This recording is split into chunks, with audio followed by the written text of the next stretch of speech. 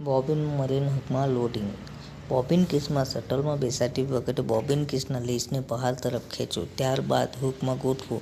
હવે લેસને છોડી દો, ત્યારબાદ અંગૂઠા વડે બોબિન કેસને દબાવો. કટ અવાજ આવે છે સંકેત છે કે જે બોબિન કેસ બરાબર ગોઠવાઈ ગયું છે. મિત્રો, તમને ખબર છે કે આપણે બોબિનના રીલ બરાબર ભરી લીધું છે, 80% જેટલું ભર્યું છે. પછી એ બોબિન કેસને આપણે કેસની અંદર મૂકવામાં આવે છે. કેસમાં મૂક્યા પછી ઘડિયાળના કાંટાને જેમ જ ફરવું જોઈએ એ થઈ ગયું. પછી આપણે એ બોબિન કેસની અંદર એને શામાં મૂકવું પડે? શટલમાં. જો મિત્રો, આ શટલમાં તમે મૂકો છો ને, મૂકતા તમે જુઓ છો કે પેલો ભાઈ એક લેચને ખેંચે છે, જે એક પટ્ટી જેવું છે. એ લેચને ખેંચવાથી આપણને ખબર પડે છે કે જ્યારે આપણે બેસાડીએ છીએ ને તો કટ દેખીને અવાજ આવે છે. જો કટ દેખીને અવાજ આવે તો સમજવું કે વ્યવસ્થિત રીતે બેસી ગયું છે, અને કટ દેખીને અવાજ બરાબર નહીં આવે તો જાણવાનું કે બરાબર બેસતું નથી. તો આપણે પાછું ફરીથી એને કાઢીને પાછું લગાવી શકાય છે. મિત્રો, એ જ રીતના જો ગલત બેસાડી દીધું તો સોય પણ તૂટી જાય છે. મિત્રો, એટલે સાવધાની રાખવી ખૂબ જ જરૂરી છે. એ જ રીતના આપણે